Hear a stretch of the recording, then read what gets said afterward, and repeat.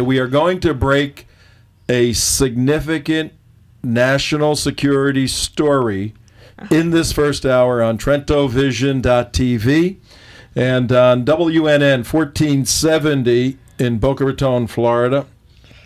You can watch us YouTube. We have several things going on for those of you who have been following on the video side. You can watch at teapartycommunity.com, and you may have to sign up to do that. You may not, depending on the level of the hack attack at teapartycommunity.com that has about 100,000 people. Which has been constant, nonstop. Constant, nonstop. It's been vicious, but the boys are fighting back, and the left does not want that to happen. So you can watch at teaparty.com. You can watch at TrentoVision.tv. And if that's not working, the fallback position, we now broadcast live stream on YouTube. YouTube has a streaming component. So you'd go to youtube.com / the regular slash you always use, and then one word, The United West. The United West. All one word. And you can watch us right there. But on the radio side, WNN 1470 from North Miami, Fort Pierce to the edges of Orlando. We've had friends listening. That's about 200 miles from the ocean to the Everglades. So a pretty strong signal out there. And then anywhere in the world, if you download the application iHeartRadio, then you can listen to us wherever your little telephone has a signal. It is amazing. This morning I was listening to Brian Brian Craig and Steve Kane. I listen in my automobile as I drive around for about an hour. Then when I go in the house, I switch to iHeartRadio, sit down at my computer, and listen to them on iHeartRadio. You guys can do that too. CJ, hello, how are you? Swell, thank you, Tom. Ever been waterboarded? No, but I am willing to try. You may get waterboarded after today's show. We may be saying some stuff and revealing some stuff that the clowns in action, I'm sorry. Christians in action, oh, I'm sorry. The Central Intelligence Agency may not like us to be saying. But that's why we exist, folks. We exist to defend the Constitution of the United States of America. We exist to defend Israel's right to exist. One of our objectives is to defend Israel's right to exist. We view Israel as a necessary national security partner in the middle of a vicious and deadly and dangerous part of the world. If you're an Israeli living in Israel, and we were there a year ago, it's a tough neighborhood, and it's an extremely tough neighborhood.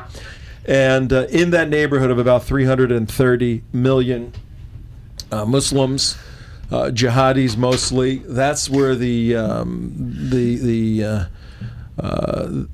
organization, the planning, the details, the commitment to attack and destroy Jews and Christians worldwide, infidels, and others, Hindus and others, but primarily the Jews first, then the Christians, to attack Israel, to attack the United States. That's where all of this is coming from. Thank God we have friends who live there, and we have intelligence apparatus set up. And in Israel, you know, the Israelis have the best intelligence in the world in many respects. Well, after the debacle in the United States over the past year and the mess we've seen over the past few days and what you're going to hear today, the United States is slipping so far behind in its intelligence construct and intelligence gathering capability and its philosophical understanding of what intelligence is. Which is by design. Which is by design, which is amazing. So that's what we're all about. We also exist to make life extremely difficult for President Obama's policies. His policies are socialistic/Marxist. That's a philosophical analysis of a political theory. We are objective in that.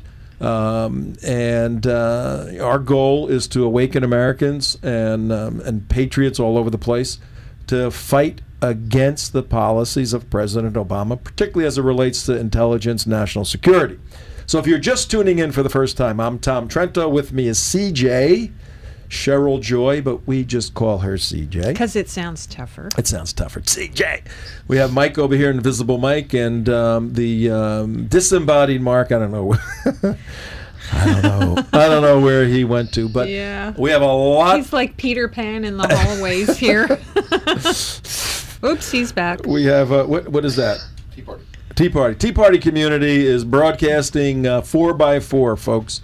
And so you can go to teapartycommunity.com or YouTube/The United West. The United West. That's how you can pick us up. What else you got, Mark? Say hello to everybody. Hello, everybody, Mark.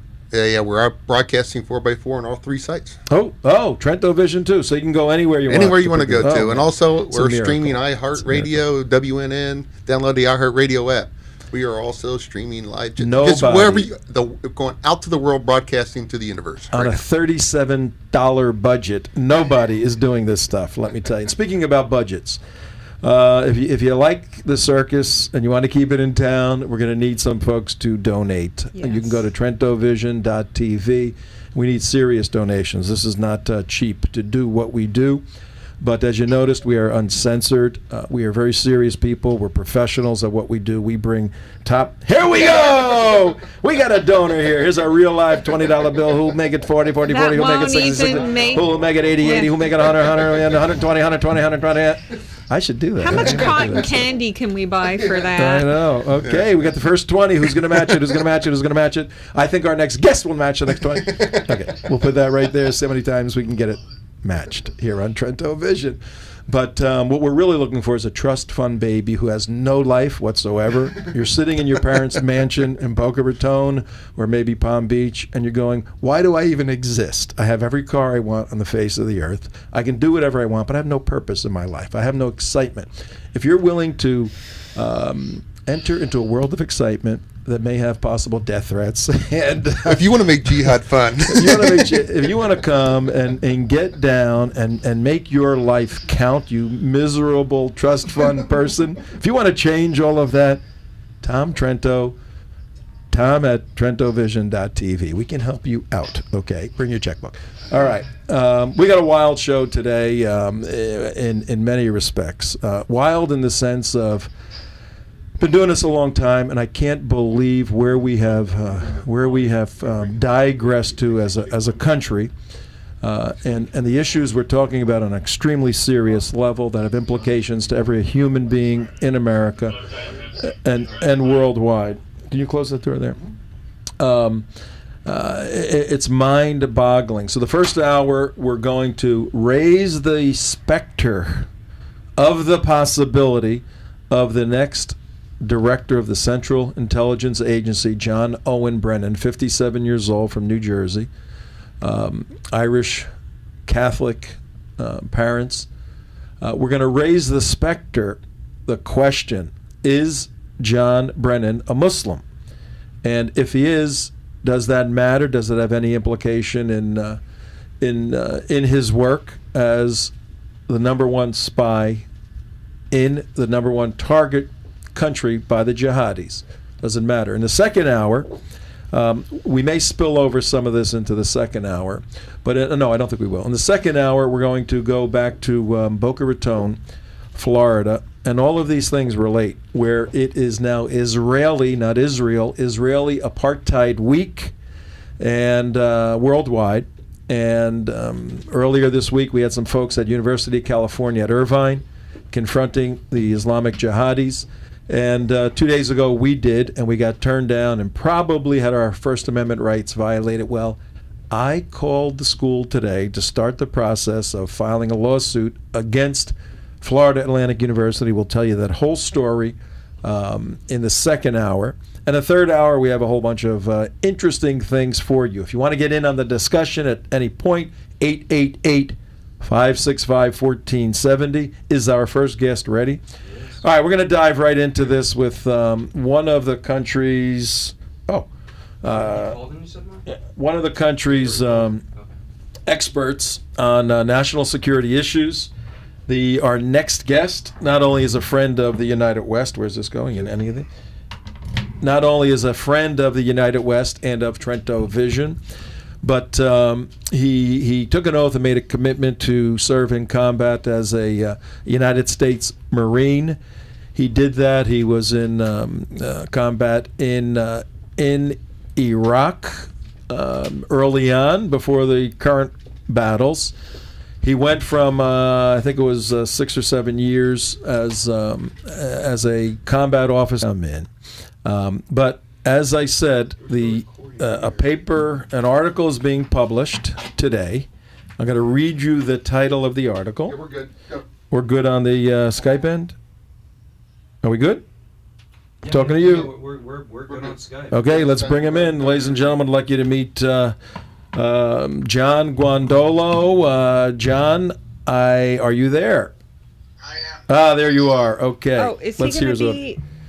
I don't know. Let me figure it out. John, say hello. We're going to check your audio. We had a little slip up here. Let's see if we have you soundly. Can you hear me? Oh, I can hear you. Are you on the phone there, John? Now call the He's studio. on the studio line. He's on hold on the studio line. Yeah, no. Let's bring him in on the studio line. Let's bring him in on the studio line. Yeah, we're going to get a better audio on the studio line. You have, I think you have one of those computers that was the Chinese ripped it off or something and wound up in your hands. He's okay as far as that. I just need to call him in the studio. I can hear you guys. There we go. Now we got you real strong. Hi, John. How are you? I'm good. Thank you for the warm and overblown introduction. Yes. My nose, my Italian nose is significant enough, but I think I think you guys look like cousins. I think it grew a little bit in the past minute as I was no, all of that is true, folks. Well, we're both Italians. So does that mean you're all related? We're all related. It's just one big happy family. That's right. So John, probably like me, every Sunday spent Sundays at his grandmother's house and ate macaroni and everything else. So, but anyway, he's not here for dietary reasons. He's here for national security reasons. John, who am I hearing? Briefly, give an introduction to the thesis of your work, and then let's really get into the details. I'm hearing as it relates to John Brennan, there are a couple things that I think are important to say off the bat. And the first is, my contention is he's wholly unfit for government service in any national security capacity. And that would specifically make him unfit to be the Director of Central Intelligence for the United States. And I would break it down into 3 key areas that make him unfit for duty. The first is he has interwoven his life professionally and personally with individuals that we know are terrorists, and he has given them access to not only senior leaders inside the government, but has given them access to the National Security Council, the National Security Staff. He has brought known Hamas and Muslim Brotherhood operatives into those positions of government. He has overseen and approved and encouraged others to bring known leaders of Hamas and the Muslim Brotherhood into the government in positions to advise the U.S. government on counterterrorism strategy as well as the overall quote-unquote war on terror. That's just the first part. The second part, I would say, is he has proven through his own comments publicly that he is clueless and grossly ignorant of Al-Qaeda's strategy. Now, Mr. Brennan himself says that Al-Qaeda is the enemy, which those folks who have read or aware of my work and Tom, the work we did with Team B2 report, know that that's not the total threat. But the first thing is Mr. Brennan believes the threat is just Al-Qaeda, which is problematic. And number 2, even when he discusses Al-Qaeda, he does not know what he's talking about. So he's ignorant of that enemy, their strategy, and how they operate.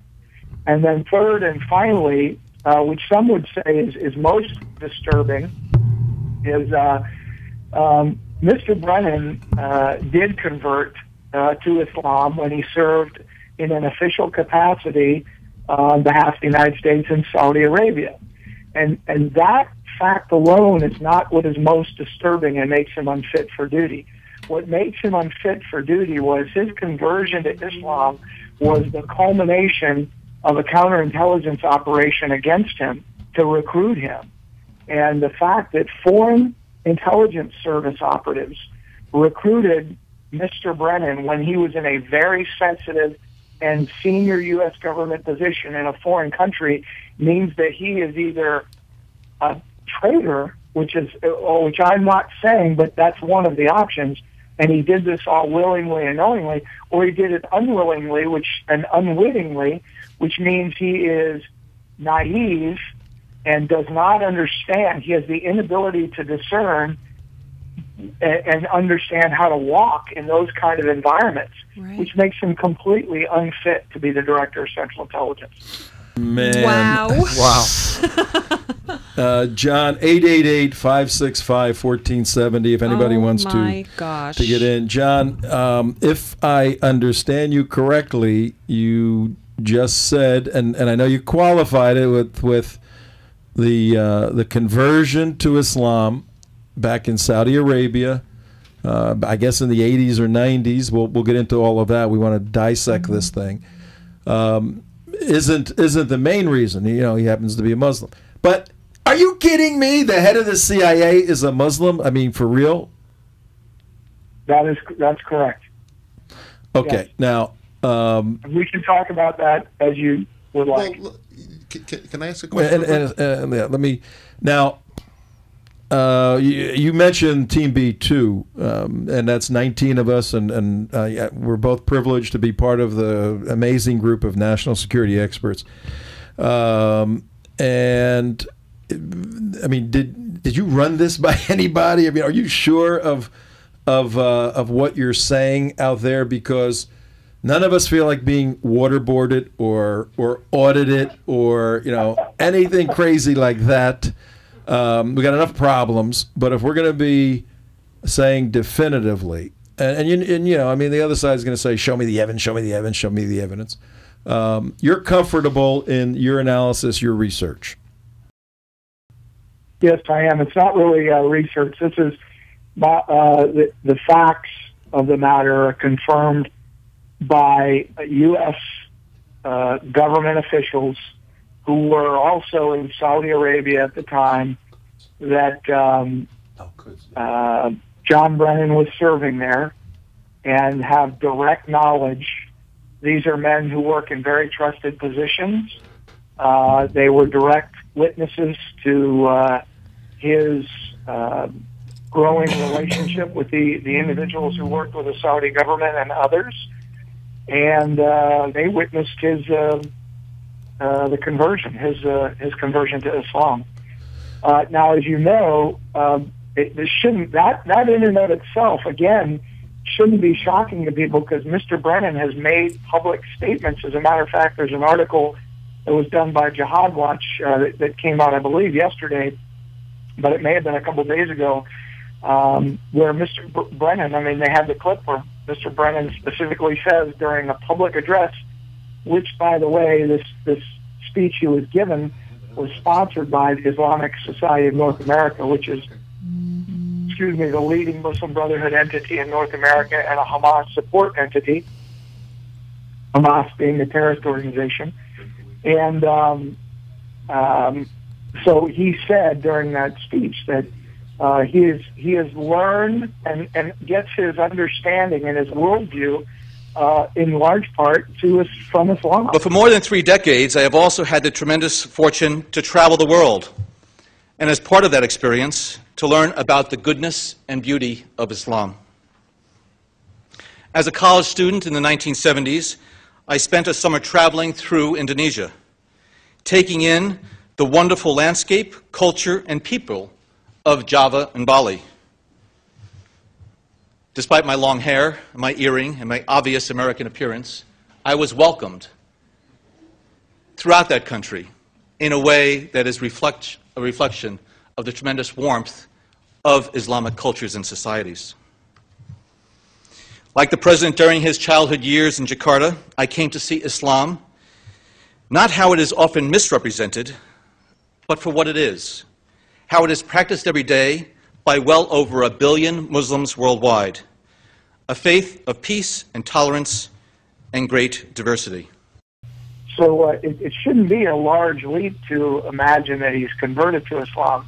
And again, I don't think that is, although I think to a lot of your listeners that would be big and shocking news, I think the news is that conversion was the culmination of the work of people in Saudi Arabia who worked for the Saudi government.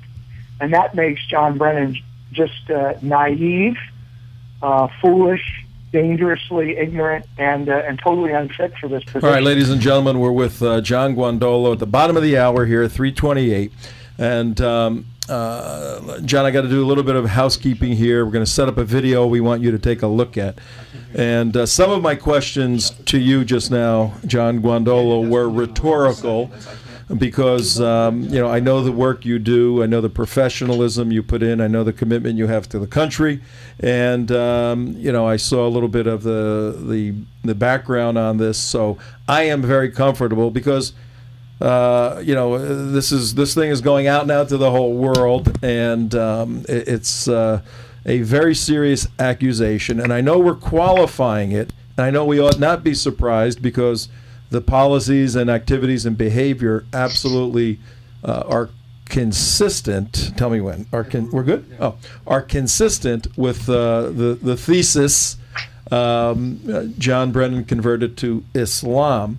But it's still shocking that has nobody knows that. That's not any sort of public record. Now, why isn't it public record?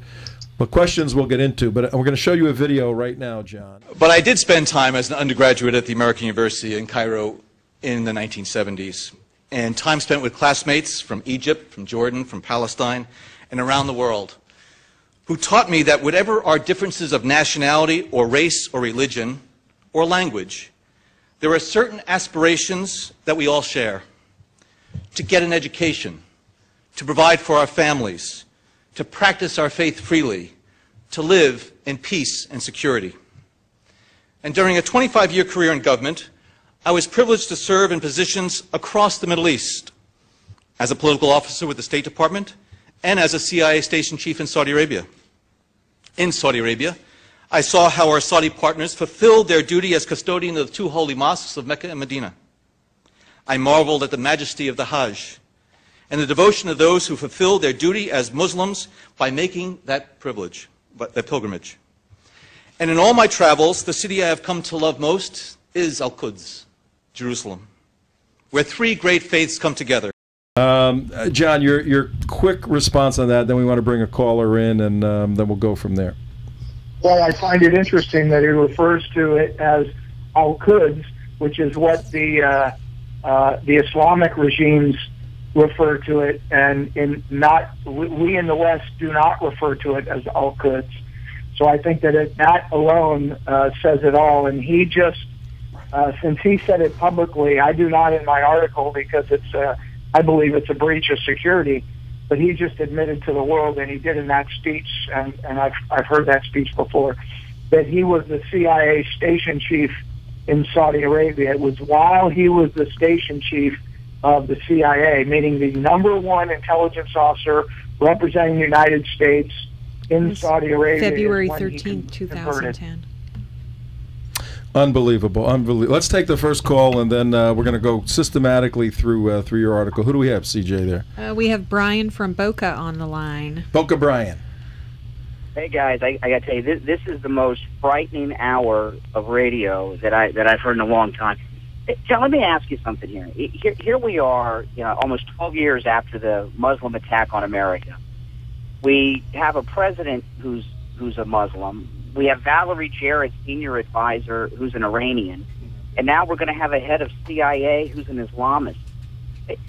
With 2 terms of Obama, with Islamists and Islamist sympathizers infiltrating every level of government, State Department, Pentagon, all aspects of it, is the war on terror lost, and are we ever going to be able to recover? It seems the Islamists have infiltrated the U.S. government at every level. It's terrifying. It's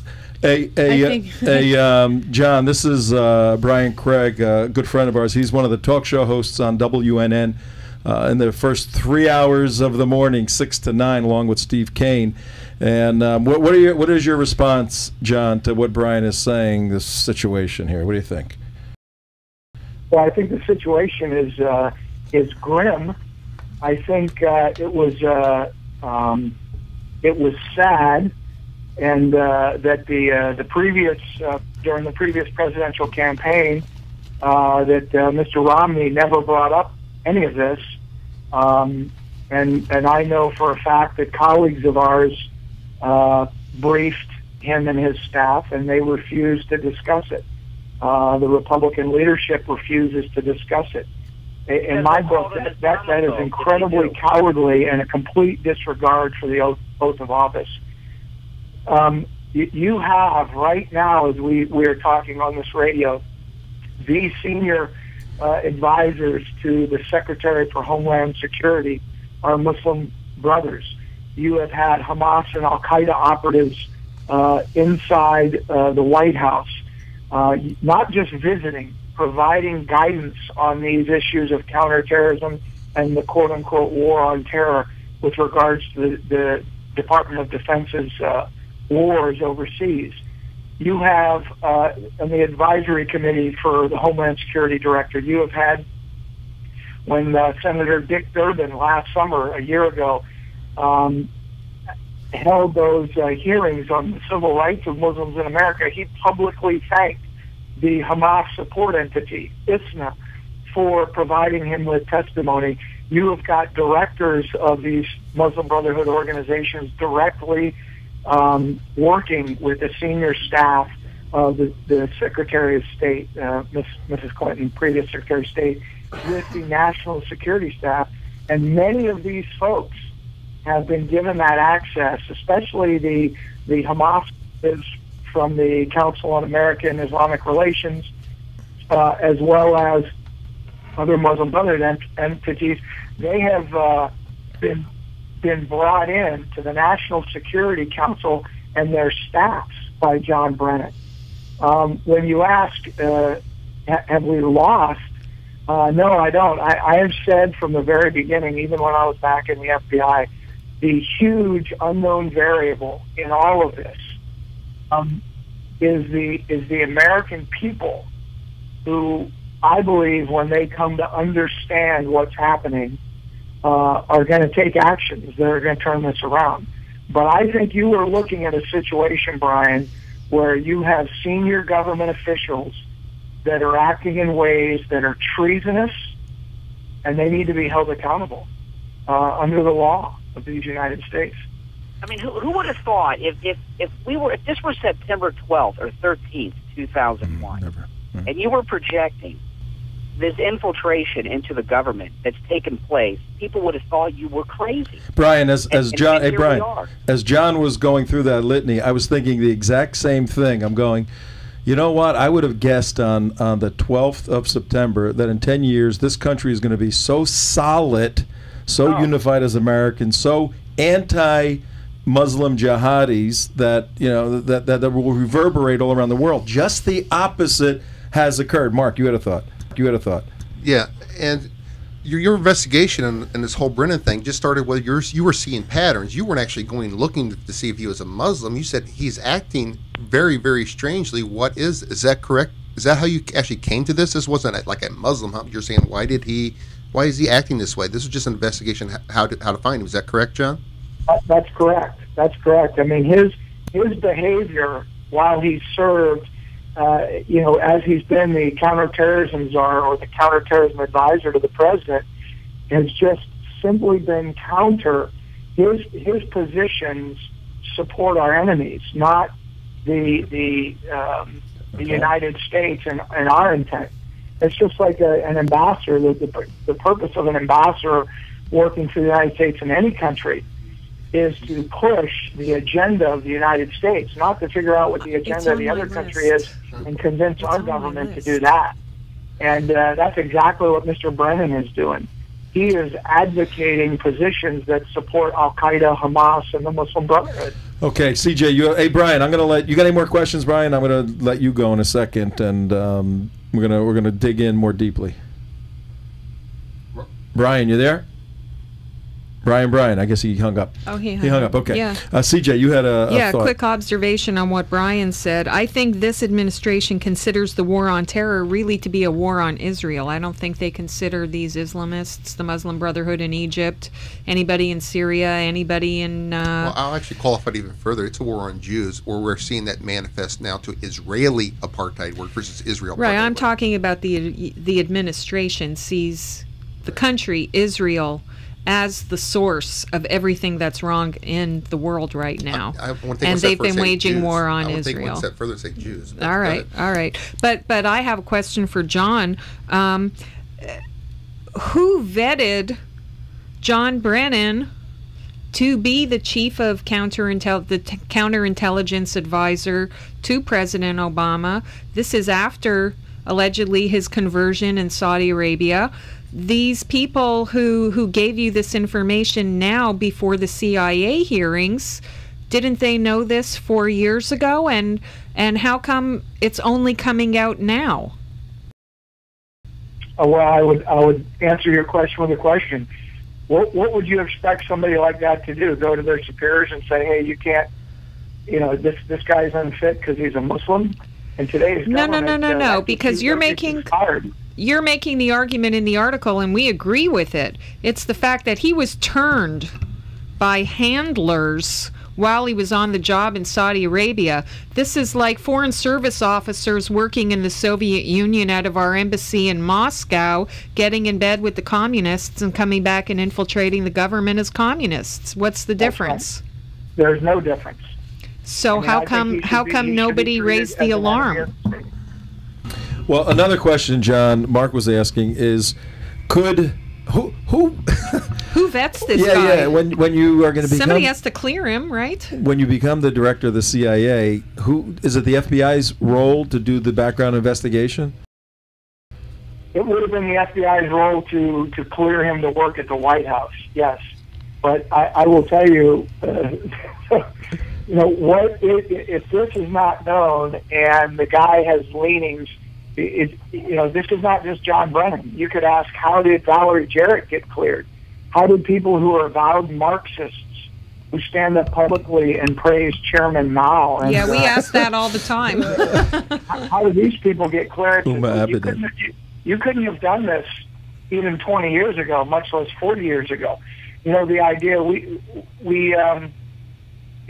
there was just an article. This is a little bit of a tangent, but there was just an article about a Muslim in Oklahoma who was refused to get on a flight, and oddly enough, a Hamas operative from the Council on American Islamic Relations from Oklahoma just happened to be right there with the guy as he's trying to get on his flight, and of course he's denied because he's on the no-fly list.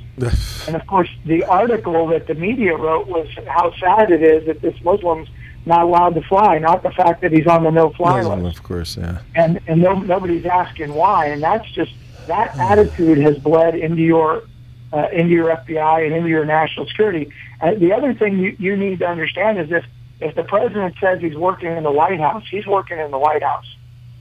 Doesn't matter. The FBI could say he's not fit, and it doesn't matter. Now, I don't know what the results of the FBI investigation were, so I wouldn't know. But we've had that under numerous administrations. I don't know if you remember in the Clinton administration, there were people who failed polygraphs, who failed their drug tests, and they were still given clearances despite the objections of the FBI and others, and some of the Defense Intelligence Agency. Well, it's 41 minutes past 3 o'clock on a sunny but gloomy day here in South Florida as we're listening to former FBI agent, counterterrorism expert, Muslim Brotherhood expert John Guandolo, and he has written an article that's going to be published today, probably, right, John? We believe so, yeah. I'm just waiting for the word. I'll let you know as soon as I do. Breaking it here. We're breaking a story here, and we're looking at John Owen Brennan, who is most likely going to be confirmed by the Senate and become the next director of the Central Intelligence Agency. And John has 3 points in his article. One, that Brennan has collaborated with terrorists and supported terrorists, has spoken at terrorist events, The other is that, in fact, in the 80s, do we have a date, a time frame when the conversion to Islam occurred? That would have been when he was the station chief in Saudi Arabia. In Riyadh. And that would have been in the 90s. A couple of years. But the key question that is going to get asked, and this story today will lead to, particularly when you publish this thing, John, somebody at the White House press room saying to Jay Carney, there's a story floating around out there that John Brennan converted to Islam. True or false? Well, when that story gets out, as it's getting out now, how close are you to the sources that validated that? Are you 1 degree, 2 degrees, 3 degrees? How where are you in this process, John? I'm close to them, but I will tell you I am never going to share who they are, other than what I've just shared, and they're never going to come out publicly, or certainly have never given any indication they would do that. They're both they're still in active government positions and are not going to. They understand the environment in which we're in. I mean, we're in an environment where this discussion has been completely the truthful discussion about Islam, Sharia, the Muslim Brotherhood has been totally shut down inside our system. And so somebody who pops their head up and says, "Yeah, I was there and I witnessed it," that guy he's done. Well, we all know in the media and journalism that people have sources. They protect their sources, and who was it? Robin Wright, I think it was, went to jail for a while protecting sources. That's de jure. That happens on a regular basis. Not for the conservatives, though. John, let me become a prophet here. Your life over the next week or two is going to be torn to shreds by everybody, accusing you of all kinds of different things. Hater, just everything in the world. Theorist, you're making this up. You don't know what you're talking about. All of that. You ready for that barrage of insanity? It's just more of what I've been getting the last 7 years. So.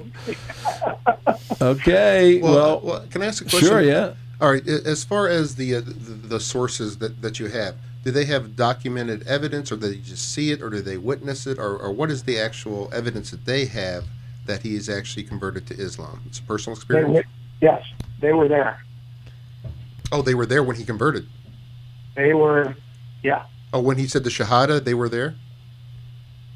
You're getting a little tight. They have the right knowledge.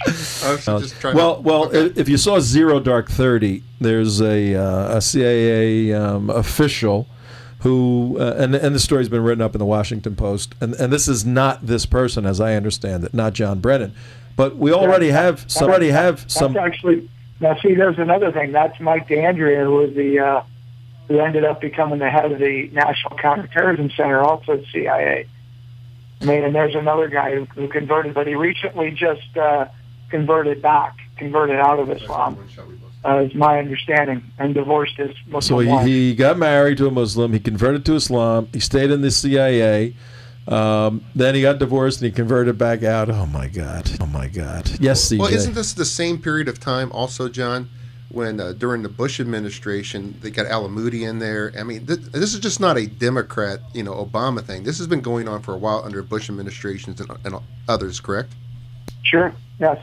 As a matter of fact, there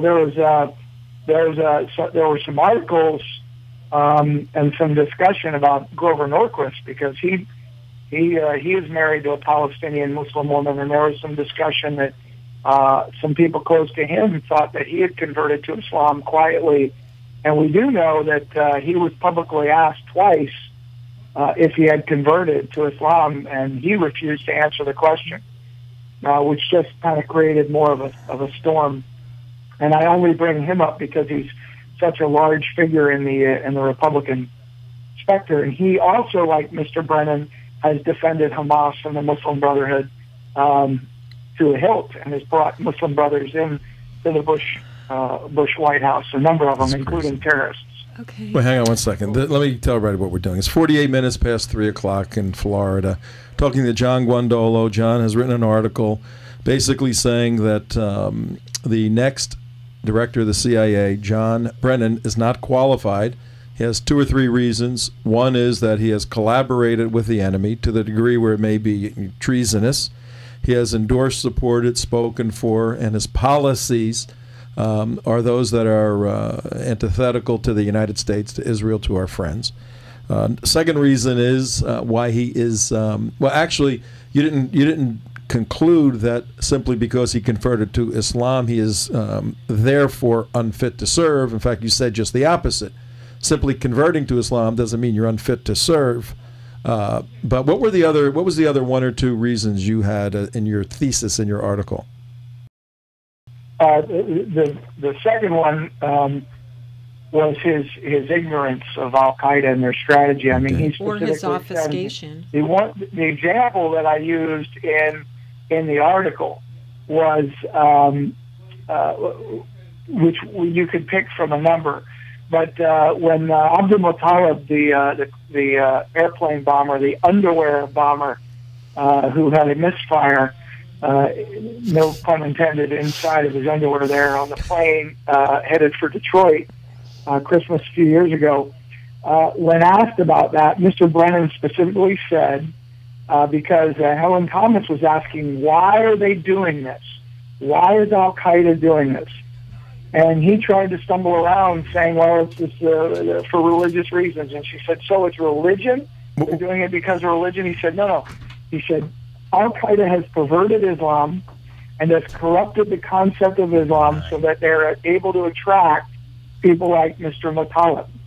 And so when you look at what Al Qaeda has consistently said, that they are waging a war, that their actions are based on what Islamic law requires of them, and they seek to impose Islamic law in the entire world and are waging jihad in order to do it, which they say is in accordance with Islamic law.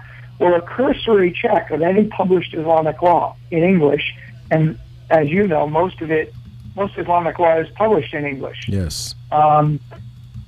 Shows that what Al Qaeda says about what their strategy is and its validity in Islamic law, it's easy to find that does in fact exist in Islamic law. So when Mr. Brennan, now if it's just 2 guys chatting at a restaurant disagreeing about whether Al Qaeda is got their Islam right or not, I don't care. But when you're the counterterrorism advisor to the President of the United States and you're that off the mark, you're incompetent. That's incompetence. You can't not know that stuff. And so that's the other huge piece. He is clueless. And then the other side of it is if he's not clueless, then that means he's intentionally misleading, which is a whole nother ball of wax. And I'm not saying that he's intentionally acting as a traitor to the United States. I don't know that. But I do know that what he is saying and the policies that are being enacted by the president at his recommendation, it's evident that he is clueless about what the basic strategies and objectives He ain't clueless, man. He ain't clueless. He lived in Saudi Arabia. CJ, you have a question? Yeah, my question is this. If we have the president in the White House and his closest advisors in the Pentagon, the CIA, the DNI, and everybody else siding with the enemies of the United States against the American people, it trickles down through all those departments. How are we supposed to defend ourselves in this country? Well, I think it's got to start with the American people realizing that it's this bad. I mean, this is as bad as it is. And then the American people at the state and local level, I mean, as you know, and Tom, when you and I have been together, we've been doing this for years, going around to states and speaking to their, I've spoken to governors, to attorney generals of the states, to state legislators, to county councils, to town administrators, to mayors. Until the states decide that their own security is clearly not being served by the federal entities that serve them, and this is an important distinction. There are a lot of great men and women that are working for the Department of Homeland Security. There are a lot of great men and women that are working for the FBI. There are a lot of great men and women working in all these agencies. Yeah, but they're bound and gagged. But they're not in charge, and the people who are in charge are not upholding their oath. And there is a process in this country to deal with people who swore an oath of allegiance to the Constitution and are failing it, and specifically when it can be demonstrated that their actions are deliberately serving the cause of our enemy, well, then there are serious consequences to that. And I think that, people of courage, men of courage in leadership positions need to step up. Mark. I keep going back to Al Moody, how he got right next to the President of the United States, a faith-based advisor to both Clinton and Bush. Someone has to bring these people on board up to these positions. You don't just walk into the White House and become the faith-based advisor to the president. The same thing happens here with the CIA director. You just don't walk in, becoming a Muslim Brotherhood member and become the next nominee of the CIA. How does this happen, John? How do we get to this point? I mean, how are we just been totally blind or what? Well, I think it goes back to the question that Tom, this question, the one Tom and CJ asked, is how come after 9/11, you would have logically thought that by now that we would have just, crushed the bad guys, and it's the exact opposite. And it's because they're fighting a war that's very different than the one we're used to. The simple vignette, if you will, of people in Saudi Arabia working overtime on John Brennan to convert him to Islam in order to get him to be in a position where he's very soft on their worldview, which again is no big deal if you're a tourist in the Middle East. It is a big deal if you're a senior intelligence professional representing the United States. Well, that's how they've been doing it here for decades, since the 60s. As you all know, that when they came here, the Muslim Brotherhood created the very first national Islamic organization in the 60s, the Muslim Student Association, and since that time, the key organizations, Islamic organizations in the United States, have been created by the Muslim Brotherhood. And the vast majority of Islamic organizations today are controlled by the Muslim Brotherhood in the United States. And so as these organizations over decades work with school boards, the Congress, White Houses, military, National Guardsmen, police groups, all kinds of social interactions at all levels of the society, over time they get accepted for being what they appear to be, which are genuine, nice people, when in fact the leaders of these organizations are Hamas and Muslim Brotherhood. And it doesn't matter that they put the mask on of being friendly and likable and all that. But we failed to see that because at no place in our government has there been a nationwide education and training program to do it. Where we have done it and where we've been able to get in, it has been opposed every step of the way. And today, as we sit here on this radio station, it is absolutely forbidden inside the Department of Defense and inside the FBI and DHS to come in and teach the factual basis. Basic, a case study on the Holy Land Foundation trial. You had Congresswoman Sue Myrick of North Carolina ask this 6 years ago, why this wasn't being taught to all the FBI agents, and she questioned the Attorney General way back then. And here we are. You wrote the first training manual, didn't you? Yeah, John wrote the training manual for the FBI. John, we're going to have to wind this up, sadly. I know you have to get going at 4, correct? Correct. Yeah. How could people get in touch with you? Just understandingthethreat.com, and I've got my DVDs there and my other things there, but they can also communicate. Understandingthethreat.com is a good way to get in touch. Yeah, understandingthethreat.com for John Guandolo, former federal agent, Federal Bureau of Investigation, expert in counterterrorism, Muslim Brotherhood, written a blockbuster article that shows in a very detailed, systematic way, and we'll release it once it finds its home today as to where it's going. We'll release it also. But it delineates with factual information why John Owen Brennan is unqualified to be the head of the CIA, but and also states, first time I've seen publicly without supposition. People have supposed, but states declaratively, you declare that he did convert to Islam. That is groundbreaking news. And notwithstanding the fact that the United States Constitution says there shall be no religious test for public office, Islam has a political manifesto in it, and it's which is what we worry about. So if you're a Muslim and you're Sharia compliant, you can't cut out, like Zuhdi Jasser tries to do, the political side. And if the CIA director is implementing the political agenda in some way, covertly overt, of Islam, we got problems, ladies and gentlemen. Thank you very much, Thank you, John. Grondola. We'll Thanks, see you John. around.